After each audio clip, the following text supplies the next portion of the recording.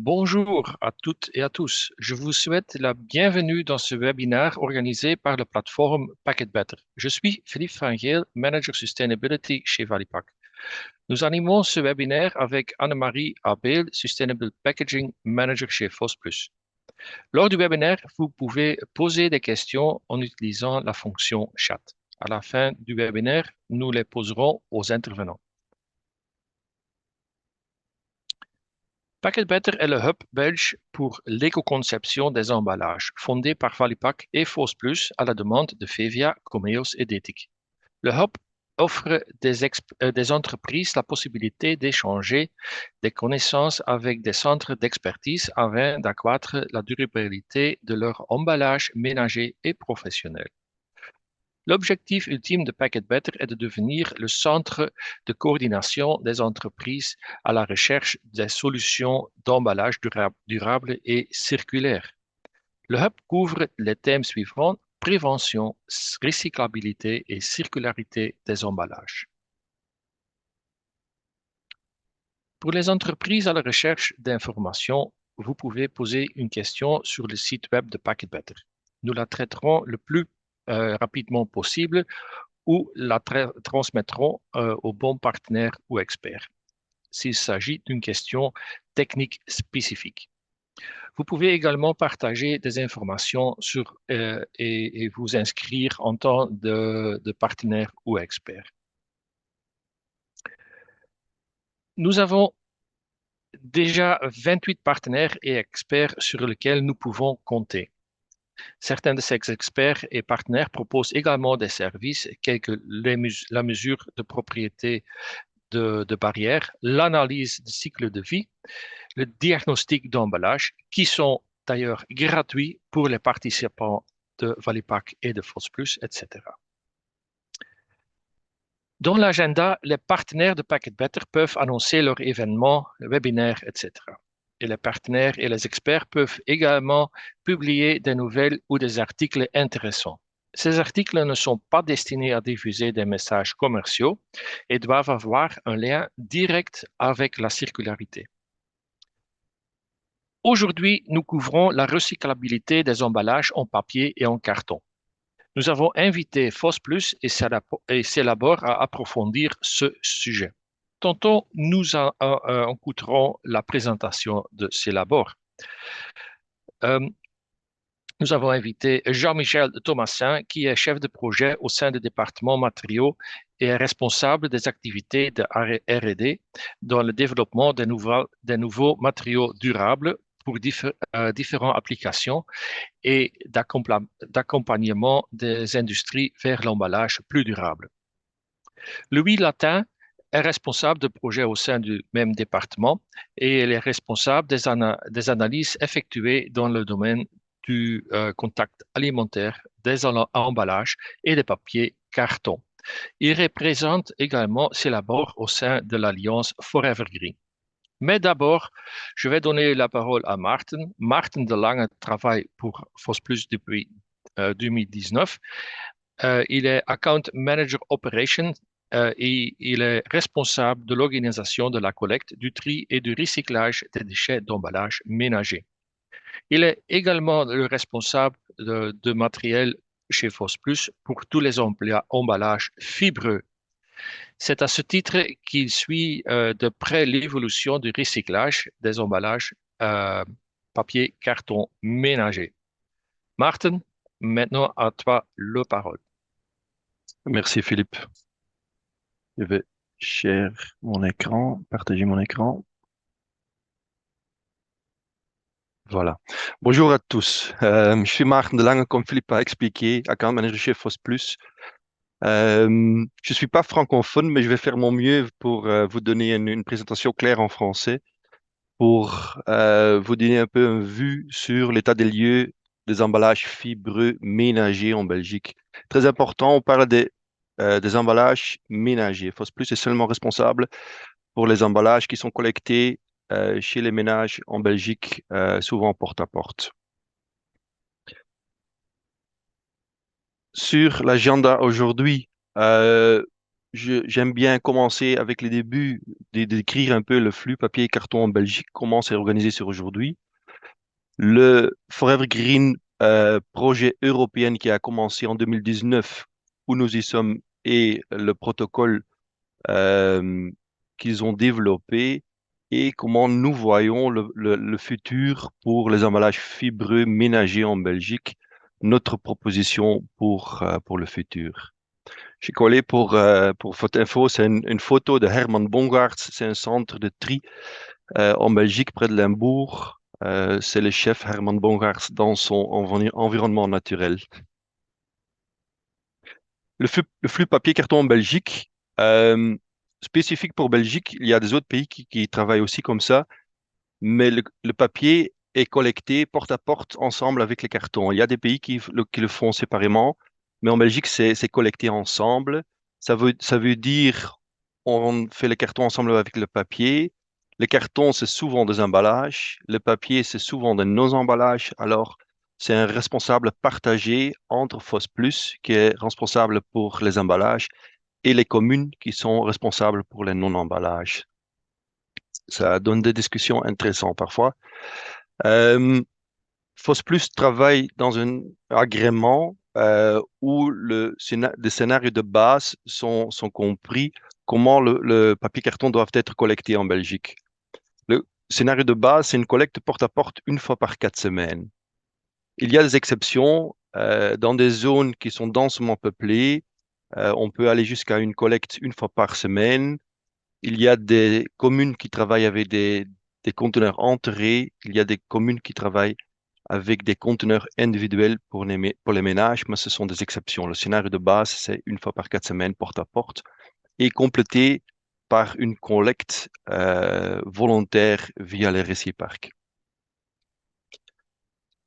Sur aujourd'hui, comment on travaille pour les emballages fibreux ménagers?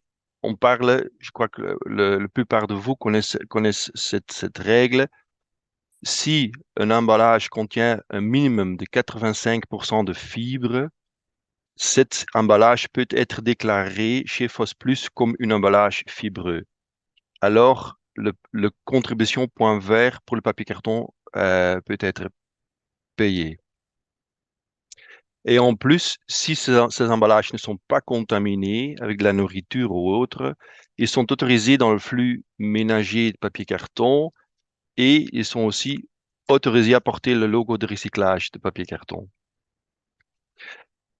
Notre, les règles actuelles donnent un flux avec une haute qualité qui est bien voulu par le secteur du recyclage, souvent, la plupart en Belgique, le matériel est recyclé en Belgique, et on obtient un taux de recyclage pour les emballages fibreux de plus de 90%. Alors, c'est une chiffre, un taux assez élevé. C'est pas tout positif. On voit des défis pendant quelques années, deux grands défis euh, qu'on voit dans le marché. La première, c'est le changement significatif dans la composition des qualités triées de papier et carton. Le flux papier-carton, comme je viens d'expliquer, est collecté ensemble. La plupart du papier-carton est trié dans un centre de tri, trié dans une qualité papier et trié dans une qualité carton. Pourquoi? Pour pour faire de nouveaux papiers, on s'appelle ça le désancrage, on a besoin de papier blanc. Alors, le papier est trié du flux pour savoir faire du nouveau papier. Pour le carton, c'est moins critique, mais quand même, il utilise une composition au minimum 80%, 90% de carton pour faire de nouveaux cartons. Ce sont ces centres de tri qui sont les partenaires de FOS+. On voit clairement qu'il y a une diminution significative de l'utilisation du papier. Il y a de moins en moins de papier dans le marché. La cause, c'est la digitalisation du société. De moins en moins de papier est utilisé. De photos de publicité sont distribuées de moins en moins. On voit des catalogues, par exemple, des IKEA qui sont arrêtés. Alors, de moins en moins de papier est distribué sur le marché et puis collecté après. Et en plus, il y a de plus en plus de carton qui est utilisé pour le e-commerce. On voit cette tendance depuis 2017-2018, mais le crise Covid en 2020 a vraiment poussé cette situation. On est arrivé à 2017, on avait encore 32-35% de carton. On est arrivé à une situation où on obtient plus de 50% de carton dans le flux. Qu'est-ce que ça va donner pour la future? C'est pas encore clair. Est-ce que nos partenaires vont continuer à trier? S'il y a 10-20% de papier dans le flux, est-ce que ça a encore une valeur ajoutée pour le trier? On va voir. On sait rien faire. C'est une évaluation dans la société. La deuxième défi qu'on voit, c'est plus important pour nous. On voit clairement que il y a une opinion publique qui a changé concernant les emballages plastiques.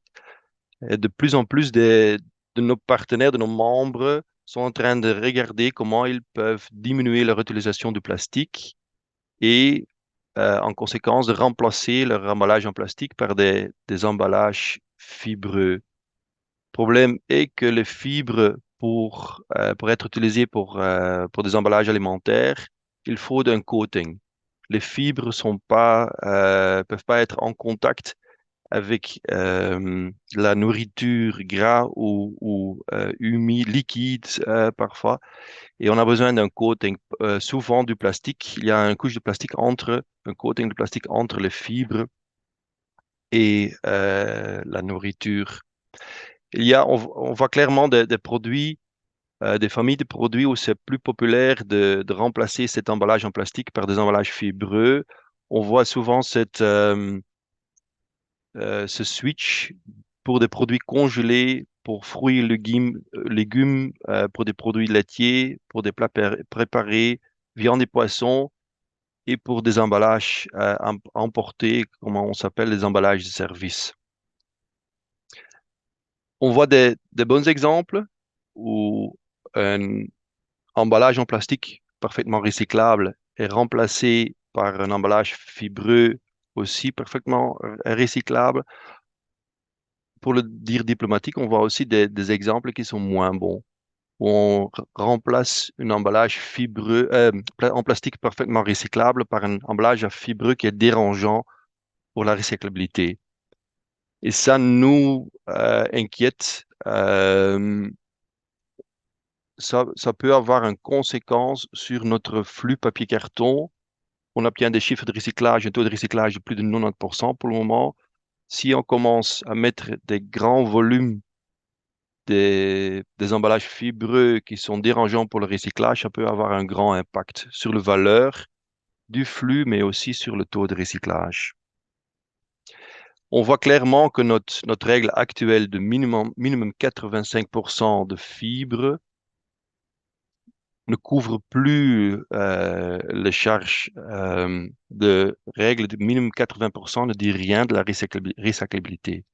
On voit des emballages fibreux avec un taux de fibres de 83% qui sont assez bien recyclables. On voit aussi des emballages avec 95% de fibres qui sont pas recyclables, qui sont dérangeants. On voit que on doit évaluer de nouveau cette 85% qui est là, qui est une règle arbitraire qui est là depuis plus de 20 ans, je crois. Pour vous expliquer tout brièvement comment le papier carton s'est recyclé, on commence avec la collecte. Le collecte mixte, papier carton ensemble, les emballages non emballages ensemble. Dépendant de l'application après, le matériel est trié. La plupart du papier carton mixte est trié dans un flux papier, dans un flux carton. Et ils sont livrés à des papeteries de papier, papeteries de carton, qui utilisent une certaine récepture dépendant de leur processus. La première étape, c'est de mettre ces flux triés dans un pulper. Le pulpage, c'est un grand bain avec d'eau à peu près à 40 degrés où les fibres sont mises dedans pour désintégrer le papier, le carton dans des fibres qui peuvent être utilisées après pour faire de nouveaux papiers, de nouveaux cartons. La première étape, si on regarde le pulper, c'est de mettre ces fibres dedans pendant quelques minutes, dépendant du processus, dépendant de papeterie, entre 3 et 10 minutes. Et on commence à enlever tout ce qui n'est pas de fibres. On a des liens d'acier, on a parfois du bois, on a des autres contaminants qui sont enlevés du pulper. Et puis ils vont filtrer la pulpe, c'est les fibres en solution dans l'eau.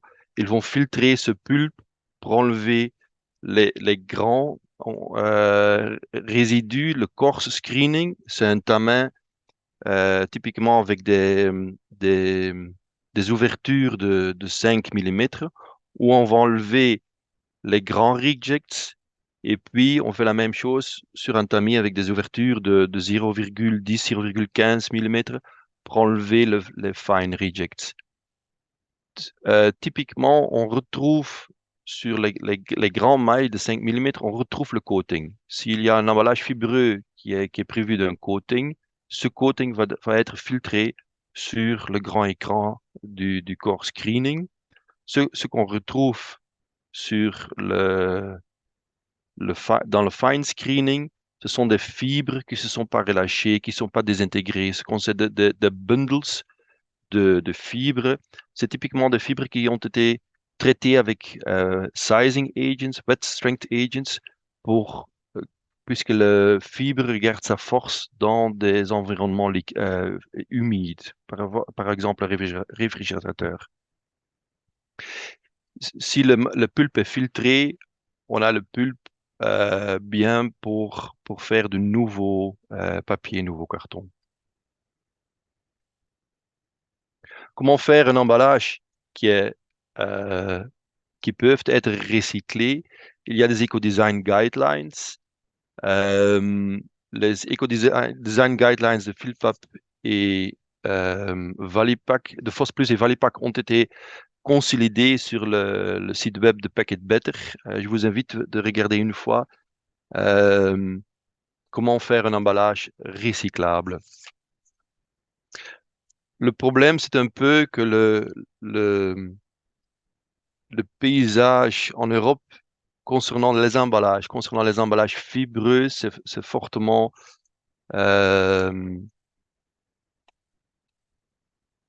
ça dépend du pays à pays. Par exemple, pour être déclaré comme emballage fibreux en Belgique, il vous faut un emballage avec un taux de fibre de minimum de 85%. En Allemagne, c'est 95%.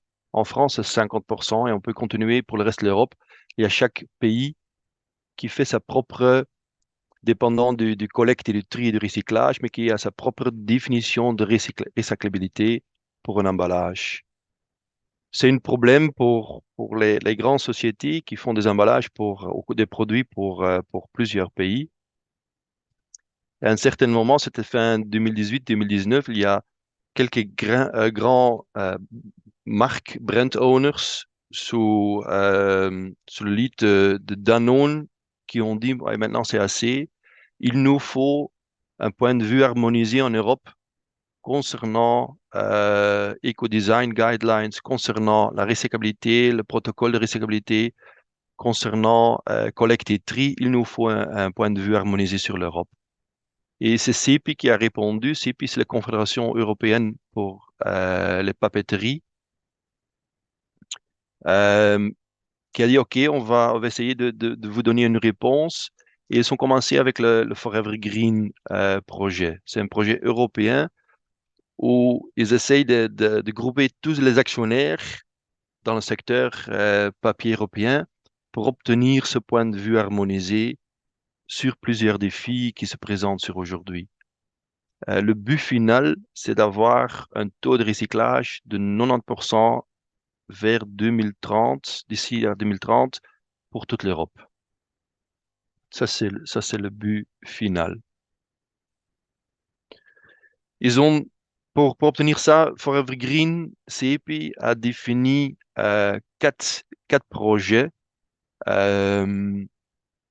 ça s'appelle des work streams. FOSPlus est partenaire de Forever Green pour suivre cette évolution. Le Workstream 1, le projet 1, c'est de développer un protocole de nouveau harmonisé en Europe pour évaluer sur une manière objective, d'évaluer la recyclabilité. Le problème dans le passé, c'était un peu que presque chaque pays avait sa propre protocole pour évaluer la recyclabilité. Il y avait des différents labos. Il y avait des labos qui faisaient du pulpage pendant des 3 minutes. Il y avait des labos qui faisaient des pulpages pendant 10 minutes. Il y avait une évaluation après. Et dépendant du pays, dépendant du labo, il y avait une résultat de ce protocole qui n'était pas le même, qui n'était pas harmonisé. Euh, on est bien approché depuis 2017-2018 comme FOSPlus. Il y a des membres qui nous approchent qui disent, voilà, j'ai un nouveau emballage. Moi, je l'ai laissé tester en Italie. Moi, j'ai une certificat qui dit cet emballage est recyclable. Le même emballage testé en Allemagne était pas OK pour être recyclé dans un papeterie standard. Alors, je crois que c'est quelque chose de très intéressant, très important pour nous, pour avoir pour tout le monde, avoir un protocole harmonisé en Europe, indépendant, où c'est testé, que sont les mêmes conditions, que ça donne les mêmes résultats. Ce protocole va être développé on s'appelle le protocole A pour la papeterie standard, le standard mill, où notre papier carton en Belgique arrive. Ils vont le développer, ils vont l'établir pour euh, un specialized mill, par exemple, où le carton en boisson arrive. C'est une papeterie avec des conditions très spécifiques. Et pour terminer, ils vont faire le dernier protocole aussi pour le désincrage, pour faire de nouveaux papiers pour FOSPlus, pour les emballages un peu moins importants. Pour nous, c'est très important de suivre cette standard mill. Les autres projets, c'est d'avoir des eco-design guidelines harmonisés pour l'Europe. Ils ont fait l'étude Forever Green. Ils ont cherché en Europe combien de design for recyclability guidelines. Ils ont trouvé, je crois, 20 ou 25 versions en Europe. De nouveau, dépendant du pays. Alors, ils sont en train de consolider toute cette information dans un grand Circularity by Design Guidelines. Puis le Workstream 3, le projet 3, c'est le conseil pour avoir une collecte et tri idéal pour obtenir ce 90%. Pour la Belgique, je fais peut-être un peu arrogant, mais un peu moins intéressant. On arrive déjà à 90%. On a un système assez performant. Mais c'est surtout pour les pays européens qui n'ont pas encore de système pour avoir une collecte-tri sélective pour les emballages fibroménagers. Et le dernier projet, c'est suivre l'innovation. Il y a plein d'innovations dans le marché. Euh, il essaye de faire un inventaire de toutes les innovations qui sont sur le marché pour nous aider pour obtenir cette 90% de recyclage en Europe. Le plus important pour nous, comme je viens d'expliquer, c'est le protocole de recyclabilité, d'avoir une évaluation objective de la recyclabilité dans un papeterie standard. Je ne vais pas rentrer en détail. On a un excellent partenaire chez nous aujourd'hui, c'est Celapor, et un des labos certifiés par Forever Green pour faire cette protocole et l'évaluation après. On reviendra euh, dans quelques minutes. Pour nous, c'est important comment on va préserver la qualité du flux papier-carton que nous connaissons sur aujourd'hui. Pour nous, c'est clair, le papier-carton, c'est collecté ensemble, c'est trié, ça rentre dans un papeterie standard pour faire de nouveaux papiers et de nouveaux cartons.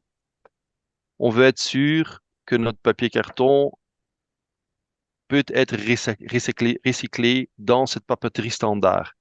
Alors pour nous, c'est clair. Si on reviendra dans le protocole dans quelques minutes, mais si on dépasse un minimum du yield, si on n'a pas de problème avec visual impurities, si on n'a pas de problème avec sheet adhesion, vous avez le go, vous avez l'OK, cet emballage est recyclable dans une papeterie standard. Pour nous, c'est clair, on doit passer d'une règle arbitraire de minimum 80%, on doit passer à un protocole qui montre euh, dans un labo, mais qui fait une simulation des conditions industrielles, que cet emballage est recyclable. On a fait une recherche, une étude les 2 dernières années. Qu'est-ce qu'on peut faire avec les emballages fibreux qui passent pas le protocole, qui sont pas recyclables dans un papeterie standard, papier ou carton? Mais pour être clair et honnête, on n'a pas de solution sur aujourd'hui. Sur aujourd'hui, on va voir, il y a des innovations, il y a des évolutions dans le marché, dans le tri, dans le recyclage, mais sur aujourd'hui, on ne peut pas vous offrir une solution pour des emballages fibreux qui passent pas le protocole alors qu'ils sont pas recyclables dans un papeterie standard.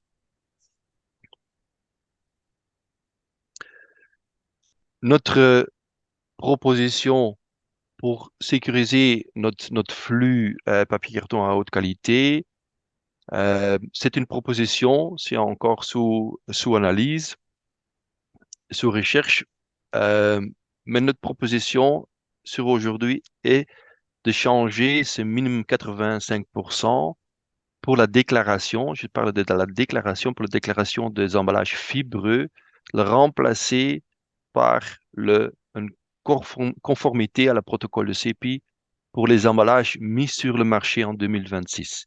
Ça veut dire pour la déclaration début 2027. Ça veut dire que si vous voulez déclarer vos emballages comme un emballage fibreux dans la catégorie de papier carton, que cet emballage doit être conforme au protocole CP. On comprend bien que c'est pas possible de mettre tous les emballages sur le marché dans le protocole. Il y en a trop, ils sont pas tout dérangeants. Il y a des emballages qui passent sans problème. Alors, on a pris la responsabilité pour analyser les emballages conforme le protocole par FOSS+. Nous allons commencer l'année prochaine, en 2024, on va commencer à tester des emballages sur grande échelle. On va regarder euh, vers les emballages que nous croyons sont dérangeants. On va regarder au volume. Je crois que il y a toujours la règle Pareto. Il y a 20% qui est responsable pour 80%. Mais on va regarder les grands volumes dans des familles de produits où nous voyons des problèmes avec les emballages fibreux. Si vous voulez être sûr que votre emballage passera en 2026, déclaration 2027, dans le point vert de papier carton, allez, le plus intéressant, c'est quand même de l'avoir testé. Et on va essayer de vous aider, de faire un decision tree, un flowchart, comment vous pouvez décider si c'est un emballage est suspect ou pas. Ce sont des emballages qui sont en contact direct avec les aliments, des aliments liquides, pâteux ou gras. Ce sont des emballages fibreux qui sont utilisés pour une conservation dans un environnement humide. Ce sont des emballages fibreux qui sont capables d'empêcher la déshydratation du produit.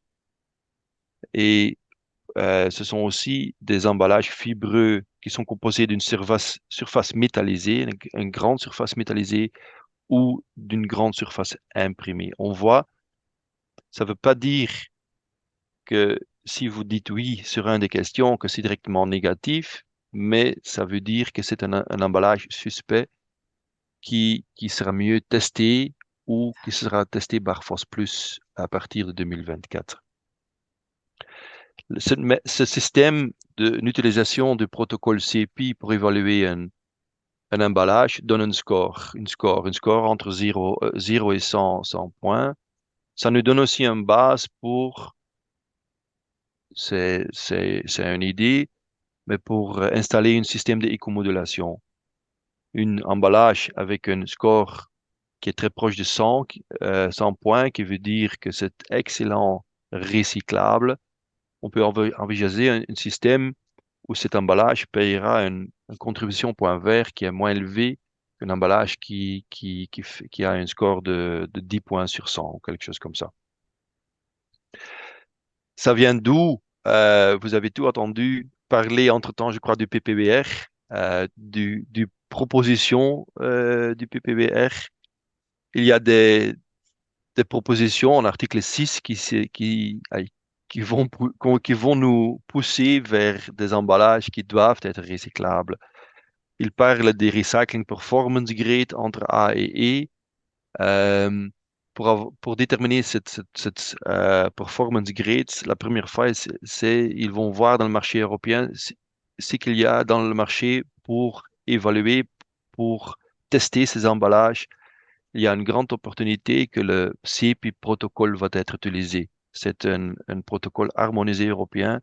Alors, nous croyons que le CEPI protocole va être intégré dans les Delegated Acts qui vont suivre le PPBR et aussi la proposition de EPR Fee Modulation est déjà dedans.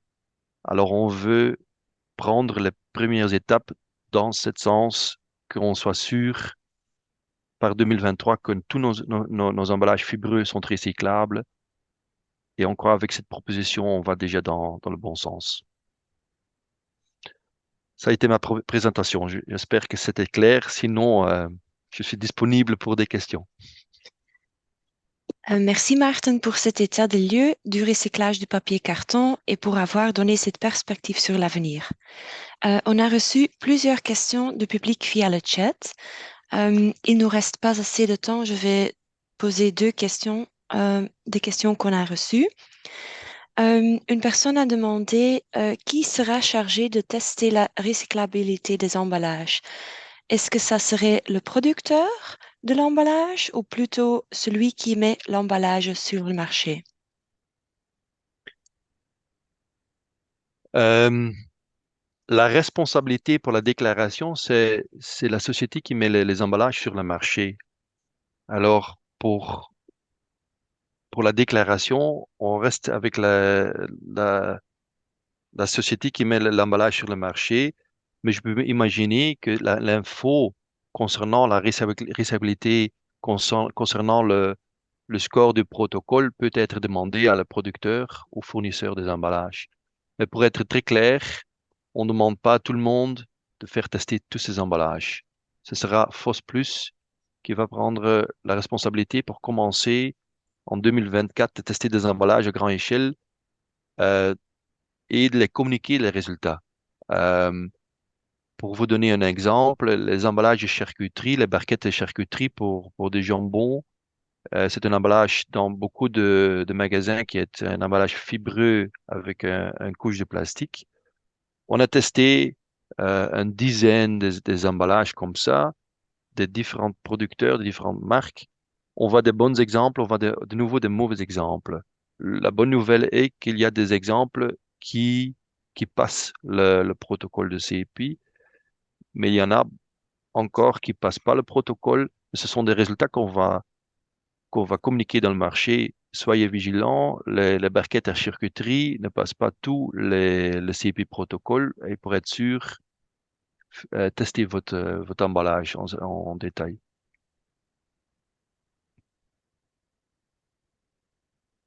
Ok, merci Maarten. Une autre question qu'on a reçue via le chat, c'est si le coating en plastique est-il un perturbateur dans le flux?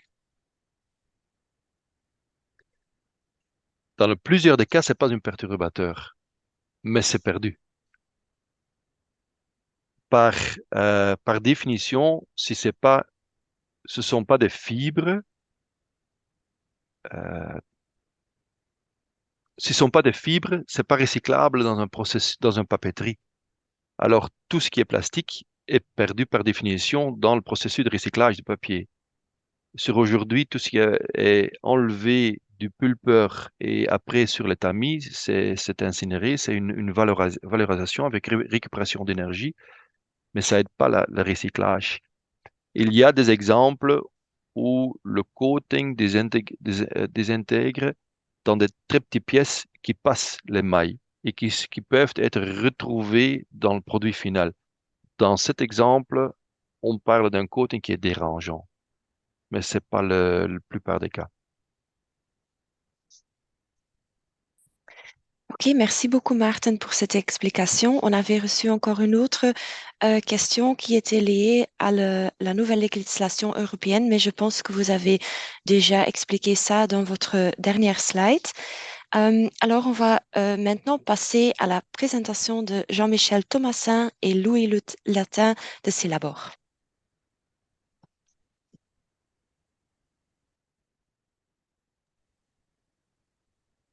Bonjour à tous, je ne sais pas si vous voyez notre présentation. Pas encore? Non.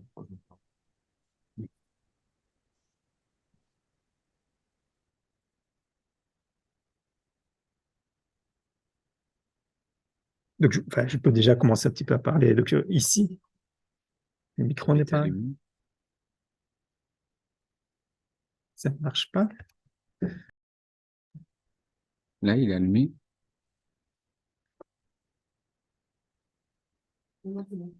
Ok. C'est bon? Bon, désolé pour ce petit contretemps.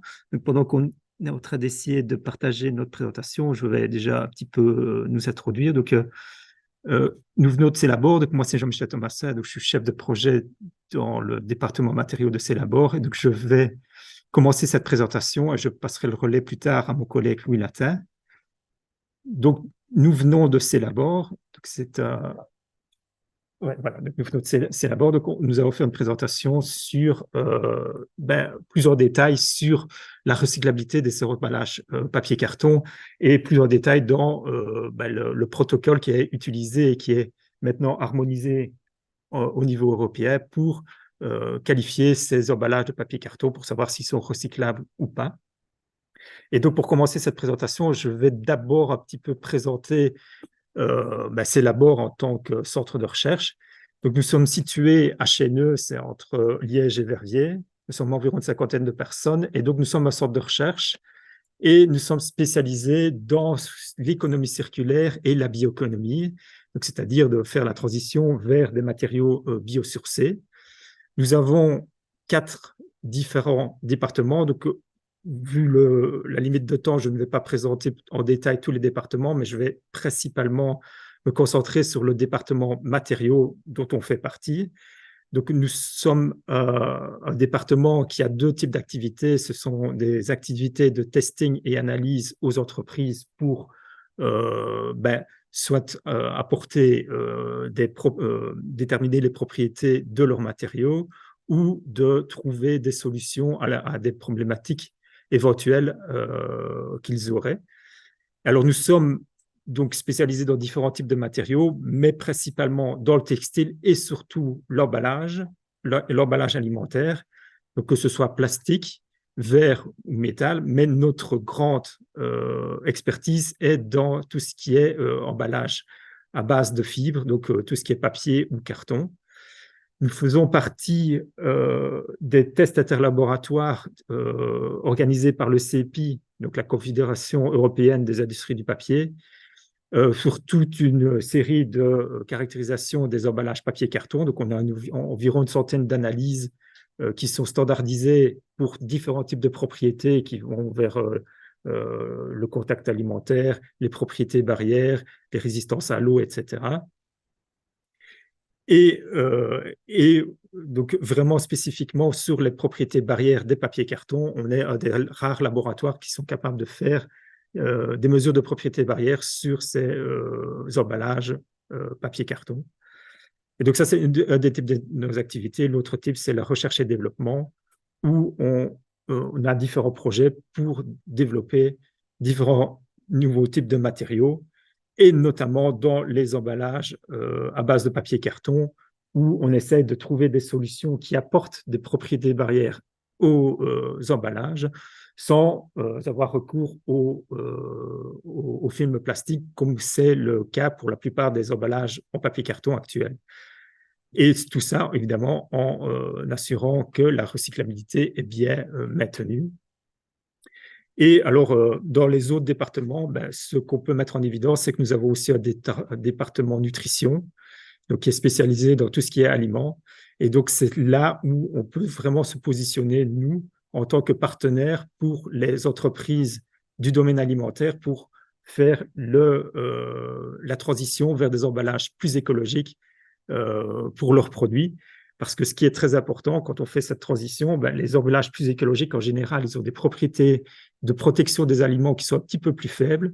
Et donc, il faut s'assurer que cette transition se fait en s'assurant que l'aliment en question est toujours bien protégé afin d'éviter tout gaspillage alimentaire, parce que ça, ce serait très dommageable pour l'impact écologique. Donc, il faut toujours bien faire attention à ce point. Et donc, c'est grâce à cette double expertise en emballage et en préservation de l'aliment que nous pouvons vraiment être un partenaire de choix pour faire ces transitions. Et donc ici, comme je vous le disais, donc on a donc dans le département matériaux, on est vraiment spécialisé dans le textile et l'emballage. Et donc nous pouvons vraiment nous avons vraiment une centaine de techniques d'analyse et de caractérisation sur ces emballages spécifiques de papier carton, et notamment une des techniques d'analyse que nous avons sur ces emballages de papier carton, c'est ce protocole pour mesurer la recyclabilité des emballages papier carton. Parce que comme vous le verrez, comme FOSS+, nous faisons partie de l'Alliance Forever Green, donc nous sommes à la pointe pour savoir exactement comment réaliser ces protocoles harmonisés au niveau européen pour réellement quantifier si les emballages sont réellement bien recyclables au niveau européen. Alors, une autre spécificité de ces labors, c'est qu'on est en partenariat avec FOSS+ et Valipac. Nous sommes l'expert surtout sur le marché francophone des diagnostics emballages organisés par FOSS+ et Valipac. Et donc, pour ceux qui ne savent pas ce que c'est, pour être plus en détail, c'est que nous passons une demi-journée dans l'entreprise. Nous analysons les différentes solutions d'emballage qui se trouvent dans l'entreprise, que ce soit les emballages industriels ou les emballages ménagers. Et nous faisons pendant cette demi-journée une discussion pour identifier des solutions qui permettent de limiter l'impact écologique de ces emballages. Et puis après, nous faisons un rapport qui vous permet d'avoir un aperçu de ces différents points d'amélioration qui peuvent être réalisés de façon assez facile chez vous pour diminuer l'impact écologique de vos emballages industriels ou ménagers. Alors ici, pour rentrer plus en détail sur la présentation au niveau des emballages à base de fibres et de leur recyclabilité, eh bien, pourquoi il y a une sorte de problématique actuelle pour vraiment identifier les emballages qui sont réellement recyclables et ceux qui ne le sont pas, c'est que depuis quelques années, il y a un intérêt plus important des entreprises, notamment des emballages alimentaires, pour faire une transition vers des emballages plastiques vers des emballages à base de papier et carton. Parce que il y a évidemment ce problématique de génération de déchets et de génération de microplastiques pour ces emballages à base de plastique. Et donc, il y a un intérêt pour remplacer en partie par des emballages à base de fibres. La problématique, c'est que ces matériaux, ils sont poreux par nature et donc ils n'ont aucune propriété barrière. Ils ont une faible résistance à l'eau et ne peuvent pas être directement mis en contact avec l'aliment. Et donc, pour ce faire, pour qualifier ce type d'emballage pour la protection et donc comme emballage primaire dans le domaine alimentaire, eh bien, il faut modifier ces emballages à base de papier et carton et apporter une couche qui va permettre d'avoir ces propriétés barrières. Et ces couches-là sont généralement à base de plastique ou à base en tout cas de systèmes qui utilisent des adhésifs. Et c'est cet accroissement de ce type d'emballage qui peut générer des problèmes au niveau de la recyclabilité. Et comme expliqué par Martin, au niveau de cette évaluation de la recyclabilité, il n'y a pas d'uniformisation au niveau européen. Et donc, il y a un besoin de pouvoir réellement identifier et classifier les différents types d'emballages vers ceux qui peuvent être considérés comme recyclables, ceux partiellement recyclables et ceux pas du tout recyclables. Parce qu'avant, le critère de FOS+, comme expliqué par Martin, était qu'il fallait un minimum de 85% de fibres.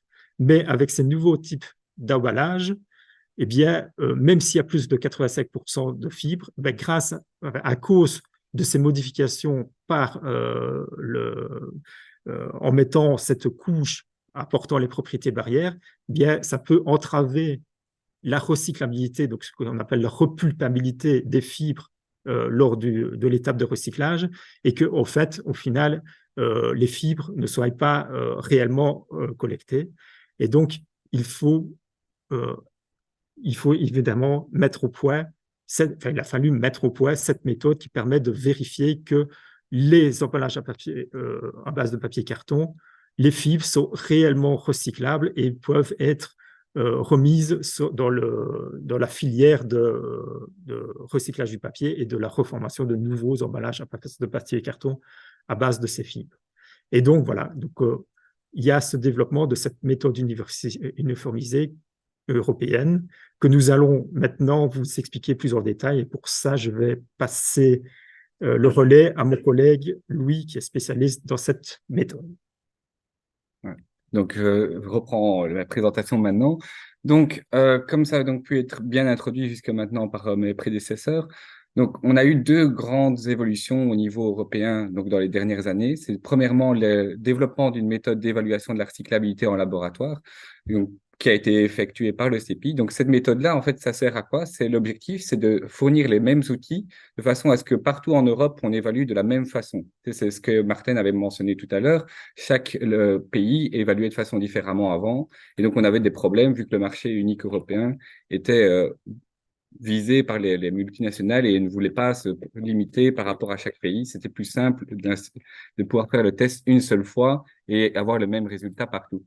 Donc, cette méthode européenne donc, qui a été développée par CEPI, elle représente différents aspects qui sont représentatifs de la réalité en industrie, donc dans les industries de recyclage du papier.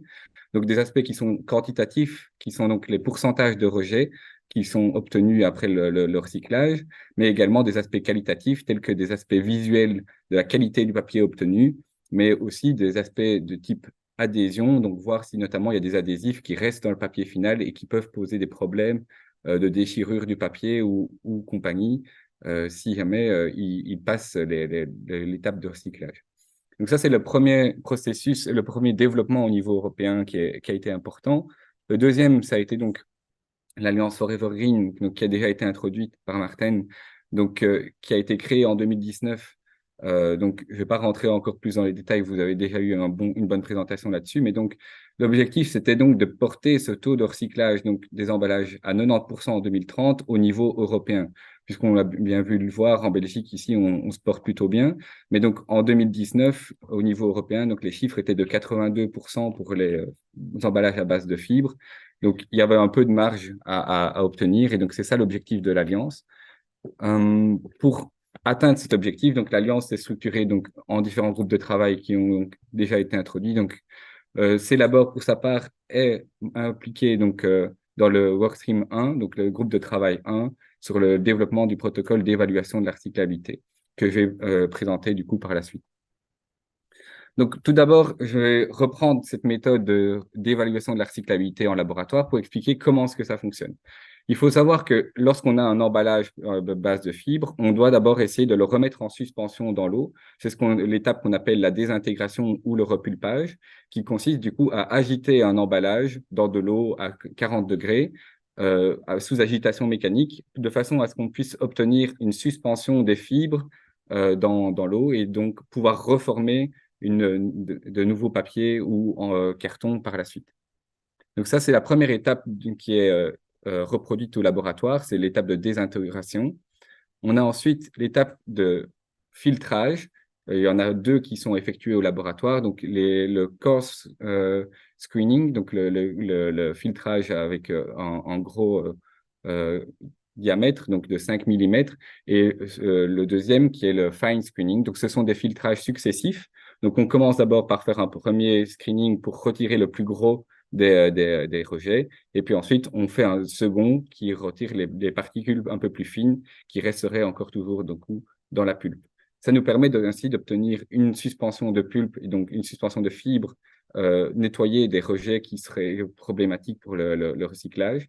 Et on peut ensuite préparer des feuilles à partir de cette suspension de fibres qui est donc ensuite filtrée pour obtenir ce qu'on appelle une feuille humide et puis séchée pour obtenir du coup la feuille finale qui est donc évaluée quant à ses propriétés optiques, mais également les propriétés d'adhésion, voir si la feuille va coller à d'autres feuilles et ainsi de suite pour voir si ça pose problème à cet aspect-là. Donc, l'autre aspect que j'avais mentionné tout à l'heure, donc c'est le protocole d'évaluation de la recyclabilité qui a été développé par Forever Green. Donc là, on a eu la première publication, donc la version bêta qui a été publiée donc fin 2022, qui cherche donc du coup, avec les résultats qui ont été fournis par la méthode, qui est donc l'outil qu'on utilise, à interpréter ces résultats pour leur donner un score. C'est ça l'objectif de ce protocole. Et donc, en l'occurrence, au niveau européen, on a, pour simplifier, on a séparé les usines de recyclage en 3 catégories. Donc, les usines standards, les usines de désancrage et les usines spécialisées. Le protocole, dans l'état actuel où il est juste prévu, du coup, pour la version standard actuellement. Mais il y a des versions qui vont être publiées dans l'avenir pour les usines de désancrage et les usines spécialisées. Donc, ici, on va se focaliser donc, sur les usines standards. Et donc, du coup, sur la méthode CEPI qui a été développée pour cette usine standard. Donc, pour rappel, voilà les différents résultats qu'on obtient avec la méthode CEPI. Donc, ce sont donc les coarse reject, les fine reject. Donc, c'est la quantité de l'échantillon, donc la quantité d'emballage qui ne peut pas être recyclé, donc qui est perdue lors du procédé de recyclage. On va ensuite regarder si dans la feuille obtenue, on a des impuretés visuelles qui posent problème sur la qualité du produit fini et donc l'adhésion, comme j'avais mentionné. Donc, on prend ces résultats-là qui sont donc du coup le output de la méthode CEPI et on les utilise comme input pour le protocole d'évaluation de la recyclabilité, qui va donc regarder les différents résultats, il va les peser, il va leur donner un score à chacun et il va rendre au final un score global, donc pour l'échantillon, un score sur 100 qui va de 0 à 100 pour dire si l'échantillon est recyclable et en négatif, ça veut dire qu'il n'est pas recyclable dans une usine standard. Donc, en l'occurrence, pour cet exemple-ci, c'est un exemple fictif que j'ai encodé dans le protocole de recyclabilité. On peut voir que si on a 6% de coarse reject et 3% de fine reject, donc un yield de 91%, on a un score global de 73%. Donc, ça veut dire que l'échantillon avec un score de 73%, il est adapté dans une usine, pour le recyclage dans une usine standard. Donc, d'après ce protocole de Forever Green, on dit que avec les résultats obtenus, le packaging peut être repulpé. Il présentera certains problèmes mineurs, mais qui auront un impact limité. Donc, ça veut dire que ce n'est pas le meilleur score, mais qu'il est quand même acceptable et qu'il est bien recyclable en usine standard. Si on a des rejets qui sont plus importants cette fois-ci, donc j'ai mis un yield au final de 83% et qu'on a dans le résultat final de la feuille des impuretés visuelles qui vont poser des problèmes, par exemple d'apparition de particules métalliques dans la feuille finale, on a donc un résultat qui est moins bon. Donc, on a non seulement le yield qui rend un résultat de score faible, mais également les impuretés visuelles qui vont descendre le score. Donc, ici, on peut voir que même si on a toujours un yield de 83%, on n'est plus qu'à 17% au niveau du recyclage. Donc, ça veut dire que c'est toujours considéré comme recyclable dans les conditions actuelles, mais qu'on commence à avoir des problèmes significatifs de repulpabilité ainsi que quelques problèmes de qualité visuelle. Donc, il y a une certaine interprétation qui est rendue pour donner des conseils aux propriétaires de l'emballage sur qu'est-ce qui pose problème dans l'emballage en question. Un dernier exemple ici que j'ai représenté, c'est dans le cas où on aurait un yield inférieur à 80%. La méthode ne permet pas d'avoir un yield inférieur à 80%. Elle considère que ça représente trop de rejets pour une usine standard qu'elle puisse les reprocesser de façon efficace. Et donc, du coup, on obtient un résultat négatif ici, donc de moins 53%. Ça veut dire que donc l'échantillon n'est pas adapté au recyclage et donc, du coup, il ne peut pas être utilisé destiné pour le recyclage dans une usine standard. Il y a des problèmes majeurs de recyclabilité et des problèmes de qualité visuelle dans le final. Donc voilà, ça c'est un peu comment fonctionne donc cette articulation entre la méthode CEPI qui va donc rendre des résultats, qui va vous dire voilà votre échantillon il a ça comme résultat, et le protocole qui va dire avec ces résultats-là, l'échantillon se présente correctement, il a un bon comportement ou pas. L'autre travail qui est effectué par Forever Green, qui est particulièrement intéressant de s'attarder dessus, c'est donc l'établissement des guidelines, qui sont donc les guidelines Circularity by Design, qui va donc émettre des recommandations lorsqu'on conçoit un emballage sur ce qu'on peut mettre dedans, pour caricaturer un petit peu, basé sur la connaissance actuelle donc des experts. Il y a des recommandations sur les différents additifs qu'on peut utiliser, les coatings, les adhésifs et ainsi de suite. Ceux qui sont potentiellement problématiques ou pas.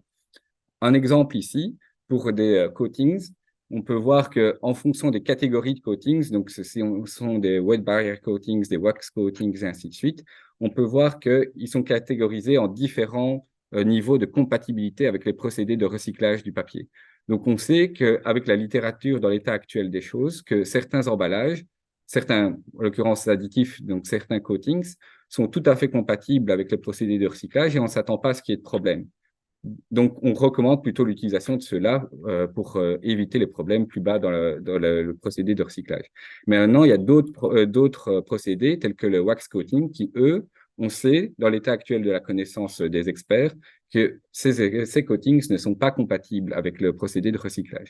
Donc voilà, si ça vous intéresse et que vous faites de l'éco-conception, toutes ces guidelines sont accessibles gratuitement et ouvertement donc sur le site de Forever Green. Vous pouvez ouvrir ces guidelines, regarder un petit peu, ben voilà, moi je préfère peut-être plutôt utiliser du coup tel type de coatings plutôt que celui-ci, puisque a priori ça posera moins de problèmes de recyclage. Donc maintenant, je vais juste présenter quelques cas problématiques qui peuvent poser problème donc, au niveau du recyclage. Donc, on a notamment certains matériaux qui sont laminés des deux côtés, où les fibres, en fait, sont coincées en sandwich entre deux couches, et donc, du coup, ne sont pas facilement accessibles, puisque pour être repulpées, il faut que l'eau puisse accéder aux fibres et les redisperser dans l'eau. Donc, si elles sont coincées entre deux couches, c'est difficile pour les fibres d'être récupérées. Donc, on a, dans ces cas-là, une grosse quantité de rejet puisqu'on a une mauvaise récupération des fibres et beaucoup de pertes lors du recyclage. Donc, un exemple de matériaux laminés de côté, on peut penser notamment à certains gobelets où il peut y avoir des coatings de part et d'autre, mais on peut également avoir des emballages boissons qui peuvent aussi poser problème à ce niveau-là, et la liste est plus longue.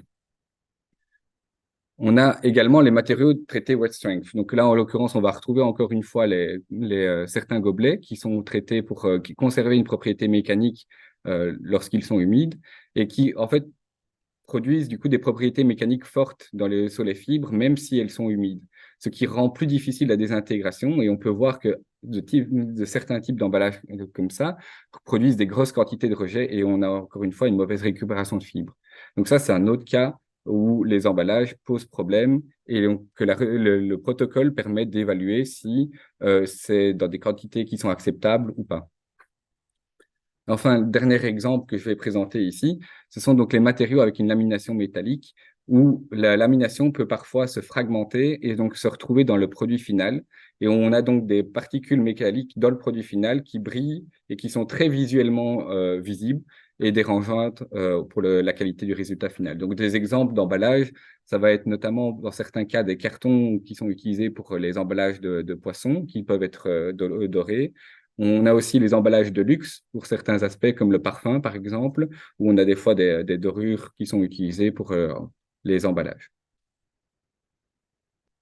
Donc voilà, juste ici, je vais réinsister encore une dernière fois. Ici, donc, les conclusions que le protocole du CEPI et de Forever Green sont actuellement présentées, c'est donc qu'elles ne sont que valables que pour les usines standards, pour les usines de désancrage ou des usines spécialisées, il y aura d'autres protocoles qui seront mis au point. Et donc, du coup, si les emballages ne sont pas acceptés dans les usines standards, ça ne veut pas dire qu'ils ne sont pas recyclables du tout, mais qu'il faudra peut-être les utiliser dans d'autres types d'usines et donc dans d'autres types de flux.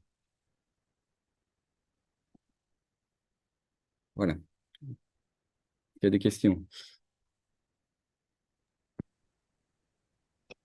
Merci beaucoup, Louis et Jean-Michel. Il y avait quelques questions du public dans le Q&A. Je pense qu'il y a une question qui est pour Maarten. L'analyse chez Celabor sont-elles reconnues de façon européenne, vu que les critères de recyclabilité changent de pays en pays? Une bonne question. Bon, le protocole est accepté. Ça, c'est un peu le but de Forever Green, d'avoir un point de vue harmonisé en Europe. Je crois qu'il y a plus de 200 partenaires chez Forever Green qui ont aidé à établir le protocole. Et c'est le nouveau standard dans le marché européen de tester ces emballages conformes le protocole. Je crois qu'il y aura plus personne dans le marché qui va dire si vous testez votre emballage conforme le CP protocole chez ces labos ou un autre labo qui va dire non, je suis pas d'accord, l'emballage est pas recyclable. Nous croyons fortement, et c'est pour ça qu'on prend cette initiative comme Force Plus, que le protocole CP, protocole Forever Green, va devenir le standard dans le marché européen et qu'il va être inclus dans le cadre législatif qui est en cours. Ok, merci Maarten. Encore une question pour Louis ou Jean-Michel, je pense. Est-ce que vous pouvez donner quelques exemples d'emballages sur le marché dont le résultat est inférieur à zéro? Mais donc, certains exemples d'emballage de tel type, donc je les ai présentés un peu en fin de présentation. Donc, les emballages problématiques tels que les cartons boissons, si on essaye de les analyser avec le protocole actuel, on aura un résultat négatif. Il y a plusieurs types d'emballages où, en fait, ne serait-ce que la proportion de plastique dans l'emballage global est déjà suffisamment élevée que pour être automatiquement, en fait, non accepté par le protocole, puisque le protocole limite la perte de matière à maximum 20%. Donc, on demande un minimum de rendement de 80% donc dans le procédé de recyclage. Donc, si dans votre emballage, il y a 30% de matériaux non papier, c'est d'office un emballage qui ne sera pas accepté donc, par le protocole. Merci beaucoup, Louis. On passe vers Philippe. Merci aux orateurs Maarten, Jean-Louis, Jean-Michel et Louis pour leur présentation exceptionnellement intéressante. Comme j'avais déjà dit dans le chat, les présentations vous seront communiquées par email et le webinaire a été enregistré et vous pourrez bientôt le revoir sur Packet Better. J'aimerais également mentionner que nous organisons un événement en direct sur le thème des 3 R. Réduire, réutiliser et recycler. Notez déjà la date du 10 octobre dans vos agendas. De plus amples informations seront disponibles sur Packet Better, mais gardez également un œil sur votre boîte mail. Ceci est la fin du webinaire. Si vous avez d'autres questions, n'hésitez pas à nous contacter et nous vous remercions de votre attention. Au revoir.